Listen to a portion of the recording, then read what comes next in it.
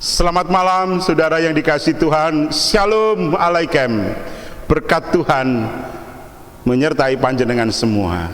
Kita bersyukur malam ini kita jumpa kembali dalam persekutuan doa malam Senin 28 Juni 2021 dengan satu tema: disalibkan, mati, dan dikuburkan, turun ke dalam kerajaan maut. Mari kita berdoa lebih dulu. Ya Bapa, kiranya Roh-Mu yang kudus menuntun dan memberkati kami. Jamalah kami dan urapi kami dengan kuat kuasa-Mu, supaya kami dapat mengerti firman-Mu dengan baik dan benar. Layakkan kami Bapa untuk mendengar dan menerima sabda-Mu.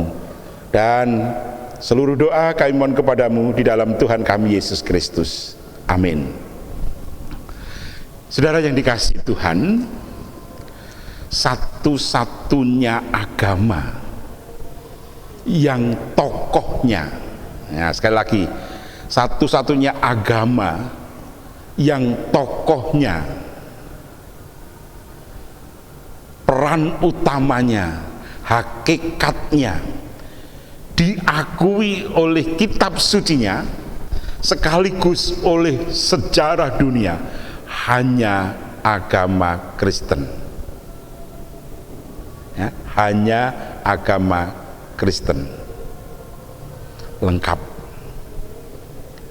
Jadi apa yang tertulis di dalam kitab suci kita ini secara faktual, sejarah historis, itu juga dicatat oleh sejarah dunia. Artinya para sejarawan dunia itu mencatat apa adanya, baik yang memusuhi, baik yang mengasihi, mempercayai, semuanya mencatat persis sama.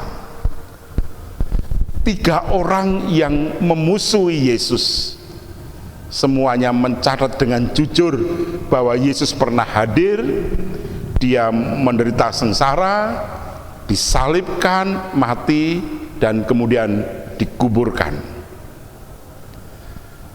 Lucianus dari Yunani,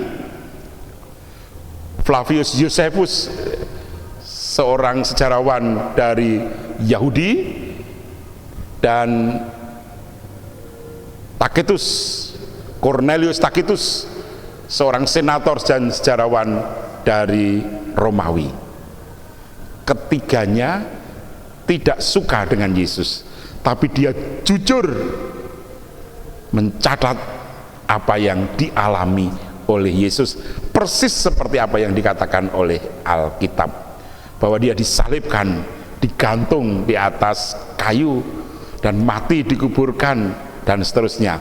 Nah, kita awali dulu dengan satu pujian dari Kidung Pujian 167. Kita pujikan bait pertama dan kedua dulu.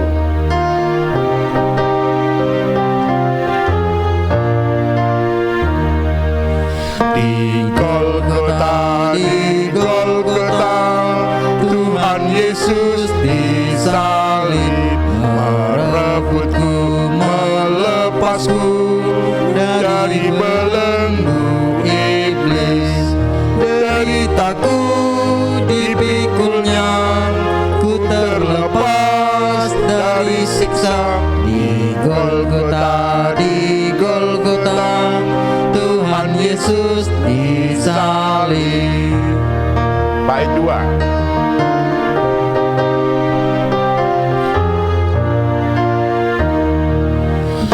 Golgota, di Golgota, dosaku telah terhapus. Kini hidup dan jiwaku gembira dan terhibur. Darah Tuhanku tertumpah, kelepasan ku datanglah. Di Golgota, di Golgota, salahku diampunkan. Iya, saudara, yang pertama kita pahami adalah bahwa Yesus adalah anak domba Paskah.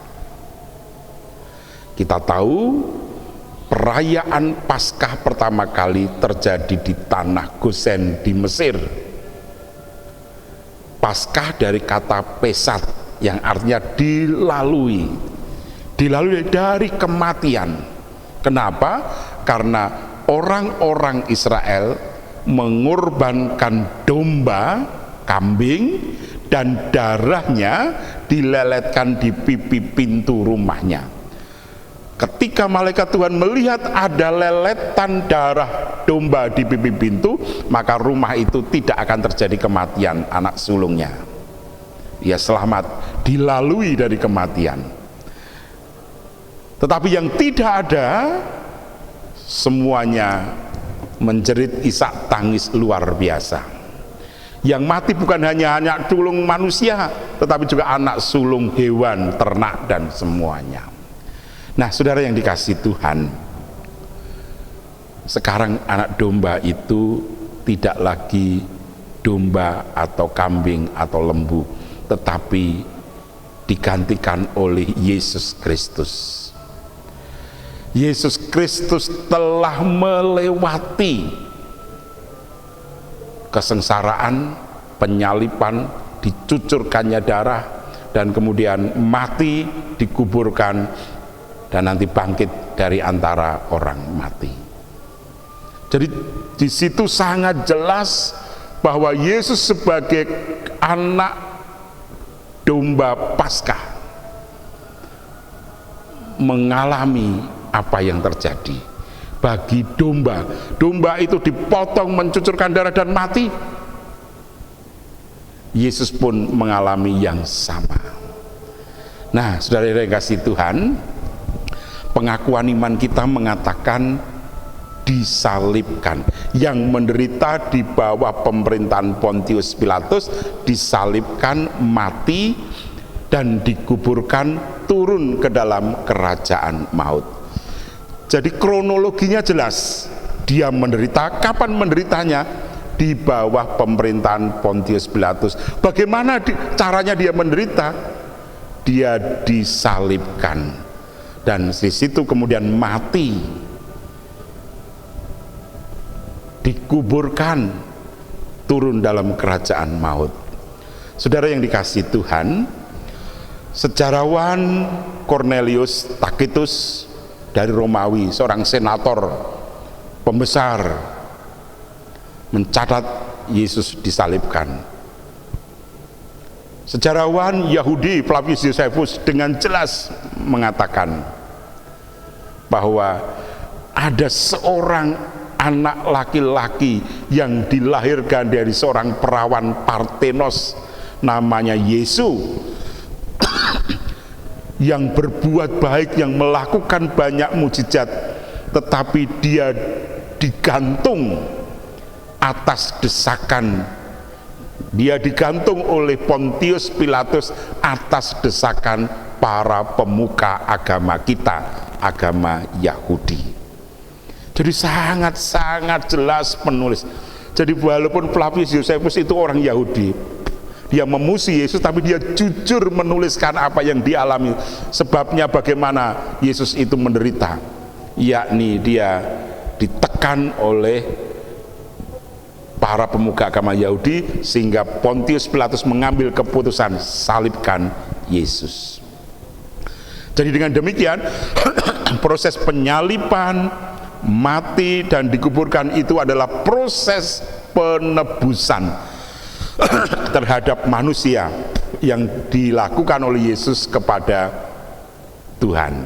Jadi kita yang menjadi hamba Fir'aun, hamba dosa. Kalau Musa tadinya mengeluarkan bangsa Israel dari Fir'aun, sekarang Yesus mengeluarkan kita, membebaskan kita dari bosnya Fir'aun, yakni iblis, dosa, setan. Karena Fir'aun itu dianggap Tuhan, dia adalah berhala, dan bosnya berhala itu adalah iblis. Nah, manusia di bawah cengkeraman iblis. Sekarang Yesus membebaskan dari cengkeraman itu. Jadi disalibkan, Yesus memang betul-betul disalibkan. Ada 7 sabda salib di sana. Besok beberapa waktu yang lalu sudah kita bahas 7 sabda salib. Sekarang kita melihat proses disalibkan itu begitu mengharukan, begitu mencekam, karena Yesus harus dicambuk, harus diludahi, dicaci maki, dan itulah yang seharusnya kita yang mengalami. Jadi dengan demikian, saudara yang dikasihi Tuhan, Yesus betul-betul disalibkan. Apakah penyaliban itu sampai mati? Ya. Saksi Yehova tidak mengakui itu. Injil Barnabas, ya, Injil Barnabas juga tidak mengaku Yesus itu mati. Injil Barnabas hanya menceritakan bahwa Yesus itu pingsan dan digantikan muridnya. Muridnya membalik bohong itu, dan kemudian hidup di Tebet, karena di Tebet itu ditemukan makam klan Yesus, ya, di sekitar tahun 1200 sekian. Nah, kalau Yesus hidup 1200 tahun, wah, keturunannya banyak tentu di situ. Tapi sampai hari ini tidak ada yang mengaku saya keturunan Yesus, keturunan Isa Al-Masih, nggak ada, karena memang fakta sejarah jelas di situ. Nah, karena itu saudara yang dikasihi Tuhan, yakinlah bahwa Yesus itu disalibkan. Yang kedua, apakah Yesus memang dikubur? Iya.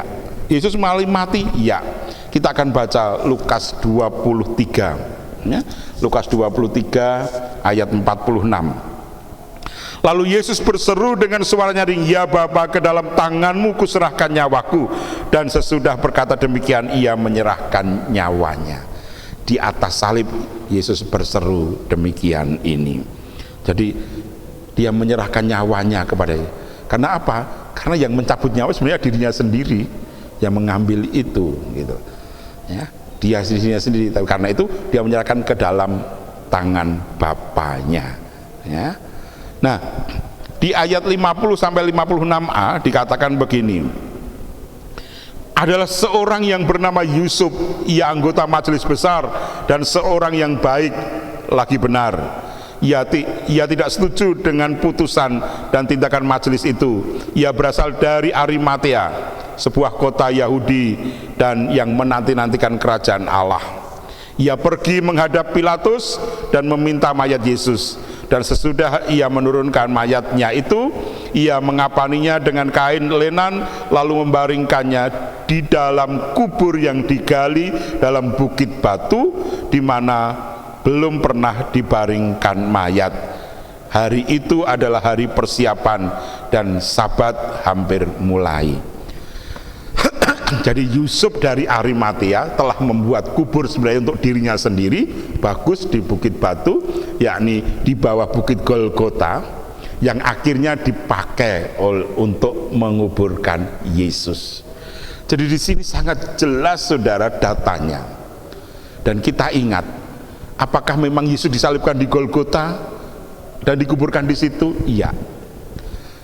Beberapa waktu yang lalu renungan kita sudah menjelaskan, tadinya umat Allah itu kalau berdoa beribadah kiblatnya ke bait Allah. Jadi urutannya itu bait Allah di sebelah barat, di tengahnya ada bukit yang namanya Bukit Sion, di mana Yesus itu naik ke surga dan di situ turun Roh Kudus. Dan di sebelah timurnya itu ada Bukit Golgota, dan ada di lerengnya adalah makam. Nah, di Bukit Golgota Yesus disalib, di bawahnya di lerengnya itu ada makam punyanya Yusuf Arimatea, Yusuf dari Arimatea, dan makam itulah yang dipakai untuk memakamkan Yesus setelah diturunkan di atas salib. Dari situ kemudian kiblatnya para murid berdoa di Bukit Sion itu, dari Bukit Sion diubah dari ke barat menjadi ke timur. Nah, disinilah jelas. Jadi dengan demikian Kita yakin bahwa Yesus yang disalibkan. Kenapa diubah ke timur? Karena Yesus disalib di Bukit Golgota, di timur Bukit Sion. Yesus dikuburkan dan Yesus bangkit di situ. Maka kiblatnya diubah ke sana. Dari sini menjadikan jelas bagi kita bahwa Yesus memang betul-betul disalibkan, dikuburkan dan bangkit. Tidak ada keraguan lagi. Dan turun ke dalam kerajaan maut. Kenapa? Karena kita sebenarnya ada dalam kerajaan maut itu untuk mengambil, untuk Yesus turun dalam kerajaan untuk mengambil kita, untuk mengeluarkan. Dan bukti Yesus mengeluarkan kita adalah Yesus bangkit. Kita akan baca saudara di Efesus, ya, di Efesus pasal 4 ayat 8 dan 9. Ya, saya akan bacakan Efesus pasal 4. Itulah sebabnya kata Nas, tatkala ia naik ke tempat tinggi, ia membawa tawanan-tawanan, ia memberikan pemberian-pemberian kepada manusia. Bukankah ia telah naik? Berarti pula bahwa ia juga telah turun ke bagian bumi yang paling bawah. Ia telah turun, ia juga yang telah naik jauh lebih tinggi mengatasi segala langit untuk memenuhkan segala sesuatu. Jadi Yesus telah turun, dikuburkan itu, ya kan? Turun dalam kerajaan maut ke dunia orang mati, mengambil kita. Di situ kemudian dia bangkit naik. Nah, kita dibebaskan dari cengkeraman dunia orang mati, dari cengkeraman dosa, dari cengkeraman neraka, dari cengkeraman maut. Dibebaskan di situ kita menjadi hidup. Jadi saudara, jadi pengakuan iman kita disalibkan, mati dan dikuburkan, turun ke dalam kerajaan maut adalah proses di mana Yesus menebus kita dari cengkeraman kuasa dosa, kuasa iblis. Iblis itu siapa? Bosnya Fir'aun. Kalau dulu umat Allah dibebaskan dari cengkeraman Fir'aun, sekarang umat Allah dibebaskan dari cengkeraman bosnya Fir'aun, yakni iblis, keluar dari maut. Nah, bagaimana damainya kehidupan kita? Mari saudara, kita meyakini bahwa kita sudah dibebaskan. Dengan kita dipanggil oleh Tuhan menjadi anaknya, berarti kita bebas dari kuasa dosa, dan kita menjadi anak Allah, keluarga Allah yang terus hidup dan berpengharapan. Karena itu yakinlah bahwa saudara telah ditebus oleh Tuhan Yesus. Amin. Mari kita berdoa. Terima kasih Bapa, malam ini sungguh luar biasa firman-Mu bahwa Yesus disalibkan, mati dan dikuburkan, turun ke dalam kerajaan maut adalah proses di mana Yesus menebus kami dari cengkeraman dosa. Dengan demikian kami telah bebas dan kami bersukacita. Kami akan hidup penuh syukur kepadamu untuk kami hidup di dalam Kristus Yesus yang hidup. Terima kasih Bapa, dan damai sejahtera Tuhan Yesus Kristus dan kasih Allah Bapa yang sempurna serta persekutuan dengan Roh Kudus menyertai saudara sampai akhir zaman. Amin. Kita akan akhiri dengan kidung pujian 167 bait ketiga.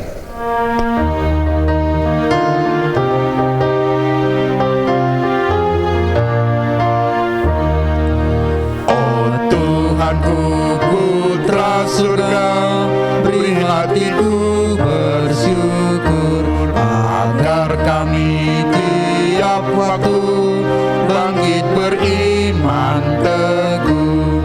Ku serahkan kepadamu hidup beserta matiku. Oh Tuhanku, oh Tuhanku, Engkau juru selamatku. Terima kasih. Jangan lupa pakai masker dan like persekutuan doa kita ini. Sampai ketemu besok malam.